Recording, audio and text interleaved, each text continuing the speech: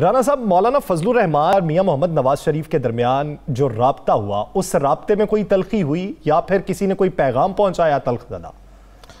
नहीं यार सर, मेरे पास जो इतला है कि जो मियां मोहम्मद नवाज शरीफ और मौलाना फजलुर रहमान, जिनमें आपस में बड़ा एक गहरा तल्लुक़ होता था, बड़ा एक गहरा रिश्ता था और कहा जाता था, जिस तरह मरियम ने कहा था कि हम और मौलाना साहब और चंद और जमातें मिलकर तहरीक चलाएंगे, तो ये मामला तहरीक चलाने का इस तरह लगता था कि मौलाना साहब और मियां नवाज शरीफ एक ही हैं। मेरे पास जो इतला है कि मौलाना फजलुर रहमान जो है उनका मियां नवाज शरीफ से रब्ता हुआ, उस रब्ते में ये सारी चीज़ें बाहर आई कि यूसुफ रज़ा गिलानी वाला ये वाक़या क्या हो गया, पीपल्स पार्टी हमसे हाथ कर गई, तहरीक कामयाब क्यों नहीं हुई, तहरीक को मंतकी इंजाम तक क्यों नहीं पहुँचाया गया, अब अवाम जो है उसको क्यों नहीं बाहर निकाला गया, भरपूर जलसे जुलूस क्यों नहीं किए गए, ये सारी गुफ्तगू हुई। तो जिस पर मौलाना फजलुर रहमान ने कहा कि मियाँ साहब, ये सारी ज़िम्मेदारियाँ जो आप मुझे दे रहे हैं कि आप ज़िम्मेदार हैं, आपसे मैनेज नहीं हुआ, जनाब आप अपनी बेटी को भी समझाएं। आपकी बेटी के जार-खाना रवैये और आपकी बेटी की अदारों पर तनकीद की वजह से हुकूमत बच गई है।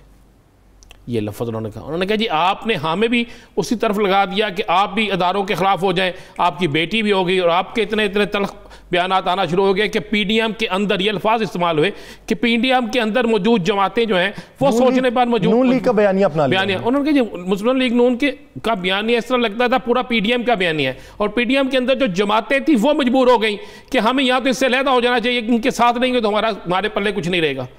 उन्होंने कहा मियाँ साहब, आपकी बेटी और आपके रवैये की वजह से सारा पीडीएम का बेड़ा गर्क हुआ है। पीपल्स पार्टी हमारे साथ थी, लेकिन आपके रवैयों की वजह से और आपकी बेटी के रवैयों की वजह से पीपल्स पार्टी अब हमसे दूर हो गई है। जिस पर मियाँ नवाज शरीफ ने सख्त नाराज़गी का इजहार करते हुए कहा कि मौलाना साहब, हम तो लोग असम्बलियों में हैं, हमने तो आपके लिए सब कुछ कहा रहे थे। जिस पर मौलाना ने कहा हमारे लिए नहीं कहा रहे थे, मेरा पहला मार्च, ये अल्फाज मुझे बड़े हमें कन्फर्म किसी ने बताया, उन्होंने कहा मेरा जो पहला मार्च था उसके बाद ही आप बाहर गए हैं। अगर पहला मार्च ना होता, आज़ादी मार्च, तो आप बाहर ना जाते, हुकूमत पे प्रेशर ना पड़ता, तो अब आप मुझे कि हमें जिम्मेदार करार दे रहे हैं। काफ़ी तलखी के बाद माहौल थोड़ा सा खुशगवार इस तरह हुआ कि मौलाना फजलुर रहमान को मियाँ साहब ने कहा कि मौलाना साहब आप कुछ दिन देखें, फिर उसके बाद हम मिलकर तहरीक चलाते हैं, आप हमारे हैं हम आपके हैं। लेकिन मेरे ज़राए का कहना कि मौलाना साहब सख्त नाला है मियाँ नवाज शरीफ के रवैये से। अब मियाँ चूँकि मौलाना फजलुर रहमान को और कोई जगह नज़र नहीं आ रही, पीपल्स पार्टी के साथ उनके राब्ते ज़रूर हैं, लेकिन जो कुछ उनको मिल सकता है ना, वो मुस्लिम लीग नून से ही मिल सकता है आने वाले वक्तों में। तो मौलाना फजलुर रहमान नाराज़गी के बावजूद चंद दिन बाद आपको नजर आएगा बड़े एक्टिव। आप क्या समझते हैं? अल्लाह देखें, हमारी एक तो दुआ है कि अल्लाह ताला की ज़ात मौलाना फजलुर रहमान को सेहत कामिला अता फरमाए और उनको लंबी उम्र अता फरमाए। पाकिस्तान की सियासत में उनका बड़ा अहम रोल है। तो आपको क्या लगता है, वाकई वो इतने बीमार हैं कि सियासत से बिल्कुल आउट हो गए हैं? या सर मामला ये नहीं, मामला यही जो मैं आपको बता रहा हूँ, मौलाना साहब को तीनों इतराफ़ से ना अपनों ने छोड़ दिया। उनके करीब तरीन जो जिन पे वो सबसे ज़्यादा तकिया करते थे वो पते हवा देने लगे। तो ये हिसाब हो गया कि मौलाना राना साहब ये असल में अपने थे या वो अपने जो अब अलहदा से अपना? मौलाना साहब के पास दोनों अपने थे। मौलाना साहब, मैं फिर कह रहा हूँ, दोनों बिसाखियाँ थी मौलाना साहब की। मौलाना साहब चाहते थे इन दोनों बिसाखियों को साथ लेकर मैं अपनी मंजिल पर पहुँचूँ। इनमें से एक बिसाखी भी खत्म हो जाएगी, मौलाना अपनी मंजिल पर नहीं पहुँच सकेंगे। और मैं आपको एक और बात बता दूँ, मियाँ नवाज शरीफ ने कहा कि मौलाना साहब इस तरह करते हैं कि इस्तीफ़ों के मामले पे आप कितने लोगों को राज़ी कर सकते हैं, अब दीगर अपोजिशन जमातें जो हैं।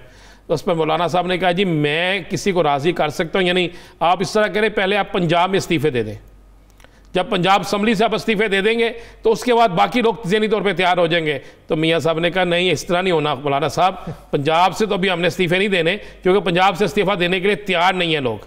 तो ये सूरत हाल यहाँ तक पहुँच गई है। और अब होना क्या है आने वाले दिनों में? आपको लगता है कि पाकिस्तान मुस्लिम लीग नून और JUIF मिलकर तहरीक चलाएंगी और बाकी जो दीगर बकिया जमातें हैं PTM की वो साथ नहीं देंगी और ये दोनों इकट्ठे चल सकेंगे आगे?